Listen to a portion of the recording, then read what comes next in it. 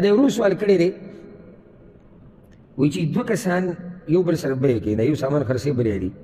په دې منځ کې یو واسطه ده وسیط عربي کې وسیط ورته ویل کېږي یعنې د دواړه یې میلاو کړي دي یو ځای کړي دي او په دې کې خپله فایده لري که چېرته د دوی دا بیه ګډه وډه شوه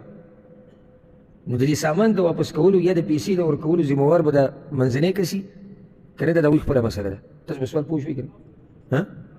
یعنې خالد ګاډی خرڅوي احمد تی علي په منځ کې عمر واسطه ده یعنې عمر احمد ته د خالد ګاډی ښوولی او خپله پکې فایده لري بیا دې سوي شو چې د خالد او د احمد د یو بل سره ونه لګېده څه مسله راووته سامان کې یا بل څه او بیا هغوی موږ یې نه پوره کوو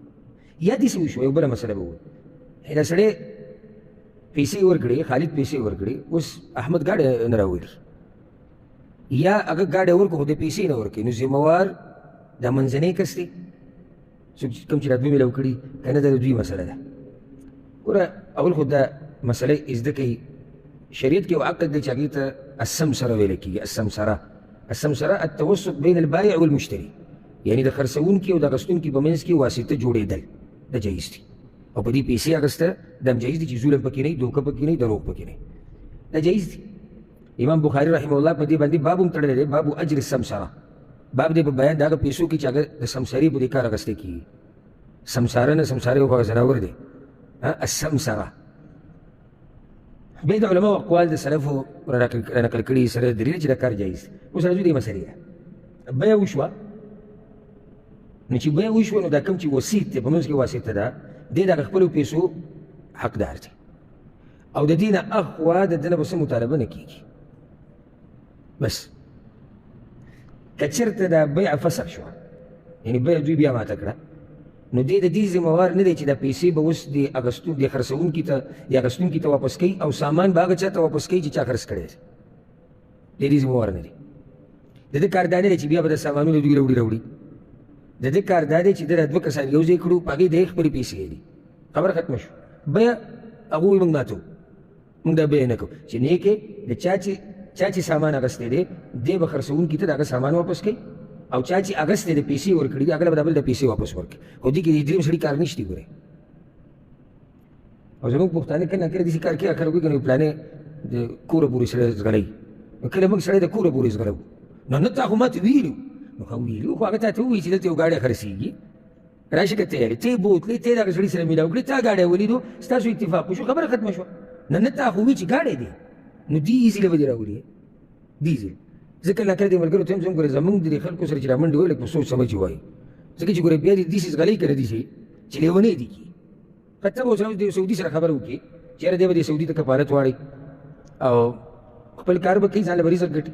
سبا له سعودي انسان دی خو یې بدل شو او نه ماله پیسې ها دا خو تا وي ټک ټک ور به وټکې تا څنګه وایي چې سعودي لکه نو سعودي خو انسان دی زه دغه خو نشم اخیستی خو تا راته وایي چې څوک راته وښایه ما راته وښو په هغه ورځ ښه نه تا چې وي نو لیونۍ به دې کي ما ته کله ناکله څوک څه مسله وایي که نه داسې زه ورته هم ګورې اولنۍ خبره دا یاده کړه چې که دا کار وشو که ښه و ستا په نصیب جو ډېره ښه ده دواګانې کوه او خوشحاله اوسه که پکې اخوا دېخوا راغلو ور نه ما ته ټلیفون کوې نه به ور باندې ټکې او نه به چا ته دا کیسه کوې چې د ده د لاسه یو سړی تا سره یو منډه ووایي یا یو عقد چې هغه پکې خپلې پیسې ګټي د هغه محدود کار دی لکه څنګه چې دلته دې سوال کړی د دې نه اخوا مه تنګوه چې نه خو جو تا وي تا وي تا خو وي خو دوه کسان ته یو ځای کړو سامان د سره د پیسې د سرې دواړه د عقل خاوندان دي سامان یې ولیدو اتفاق یې وشو پیسې یې ورکړې ته حقدار د خپلو پیسو شو تا جیب ته واچولې زه کور ته اوس هغوی بیه موږ نه کوو نو چې بیه نه کوو نو پلاني ته ټلیفون وکړو هغه منځ کې چې عمر دی عمر یاره زما هغه پیسې دا سړي نه راواله ښه زه دغه شی نه خرڅوم یا دغه سامان نه الم بل ورته ووایي عمره هغه شی به زما هغه راوړي ښه زه به دغه سړي نه خرڅوم د عمر دا کار خو نه چې د خلکو نه به پیسې اخلي بیا به سامانونه راوړي د هغه کار چې کوم هغه وکړو واضح و عقد به دغه شی او المسلمون على شروطهم حدیث کې راځي مسلمانان د شرطونو مطابق کار کوي فایدې دپاره به یو بله مسله ذکر کړم د یو سوال خو دا و که چېرته یعنې ذمهوار خو دې د سامان د واپس کولو نه دی او نه د دې طرفه د پیسو واپس کولو دی دا مسله خو حل شوه که یو بله مسله پاتې شوه هغه ده چې کوم په سکر پیسې اخیستې او دلته خو بیه ماته شوه دی اوس د هغه پیسو حقدار دی که نه د هغې نه اهم سوال دی که نه تاسو پوه شوئ یعنې ته دا دوه کسان میلاو کړي چې بیه به کېږي که نه بیه اوله کې وشوه خو بیا څه شوه فسخه شوه ماته شوه که اوس دی دغه خپلو پیسو چې دی الي د هغې حقدار دی او که نه که چېرته دا فسخه د دې دوو کسانو په اختیار په مرضۍ سره شوی یعنې ما کوم نومونه ویلو خالد او احمد خالد او احمد سامان دی او پیسې دي منځ کې عمر دی عمر دوه کسان میلاو کړو بیا وشوه لږ صاحب دا وایي دا موږ فسخه کوو سوال دی چې عمر ته پیسې میلاوي او که نه نو موږ وایو که چېرته د دواړو په خپله مرضۍ بیه ختمه کړي څه عیب نشتي څه مشکل نشتي خو دغه وویې خالد ویره زه یې نه علم احمد ویې صحیح دی چې نه علم نور څه مسله نشتي دواړو خپله مرضي ده نو دې منځ کې دی عمر ته به دغه هغه منډه میلاویږي ولې